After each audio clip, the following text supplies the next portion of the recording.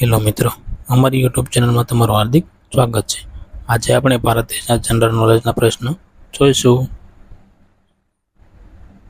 શ્રી કૃષ્ણ ક્યાં ગુરુના આશ્રમમાં રહીને ભણ્યા હતા? ચાંદીપની.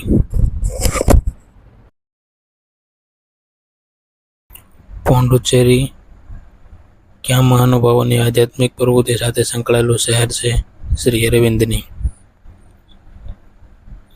ભારતના ક્યાં મંદિરને સૌથી લાંબી પરસાળ છે?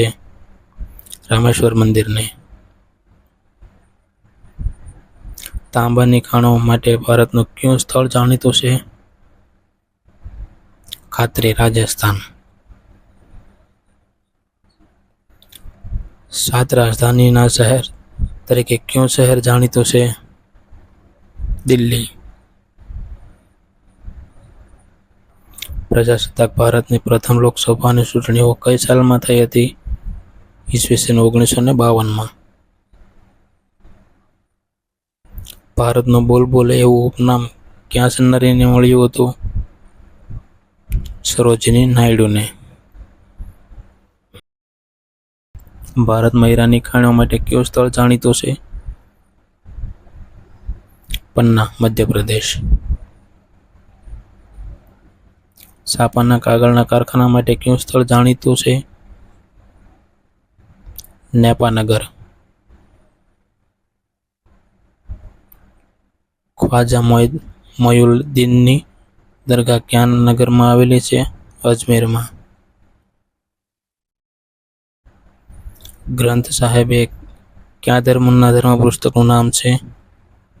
શીખ ધર્મનું. ગૌતમ બુદ્ધના ગૃહત્યાગનો પ્રસંગ કયા નામે ઓળખાય છે?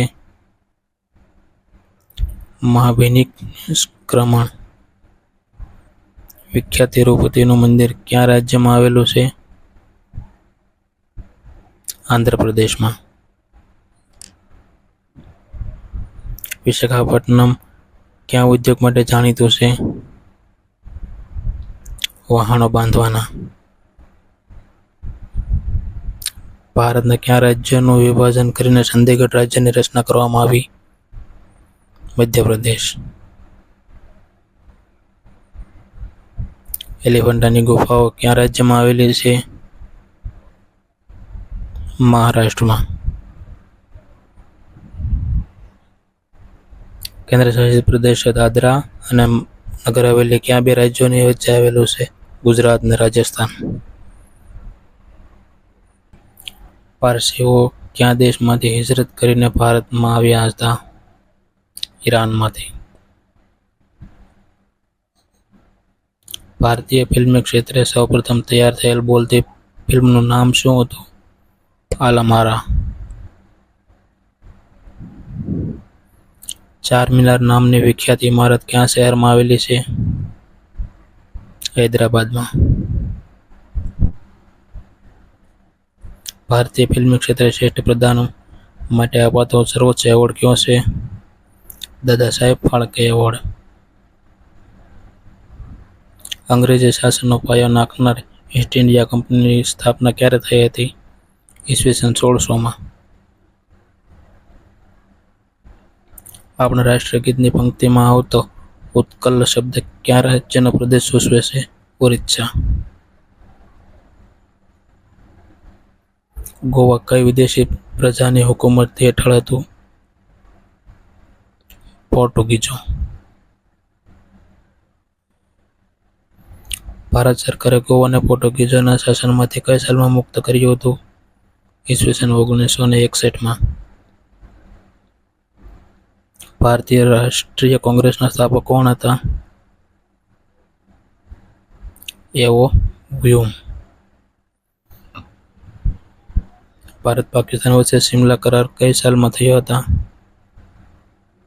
ઈસવીસન 1972માં. ઈસવીસન 1857ના સ્વાતંત્ર્ય વિલંબનમાં શહીદ કોણ થયા હતા? મંગલ પાંડે. અમર્ત્ય સેનને કયા વિષયમાં વિશિષ્ટ પ્રદાન માટે નોબેલ પારિતોષિક મળ્યું હતું? અર્થશાસ્ત્રમાં. ભિલાઈમાં શાનું કારખાનું આવેલું છે? લોખંડ અને ફોલાદનું. જો મિત્રો તમને અમારો વિડીયો ગમ્યો હોય તો અમારા વિડીયોને લાઈક કરજો, વિડીયોને શેર કરજો અને હા અમારી ચેનલમાં ન હોય તો સબસ્ક્રાઈબ કરજો અને હા બેલ આઇકોન દબાવવાનું ન ભૂલતા કે જેથી સૌથી પહેલાં તમને વિડીયો જોવા મળે.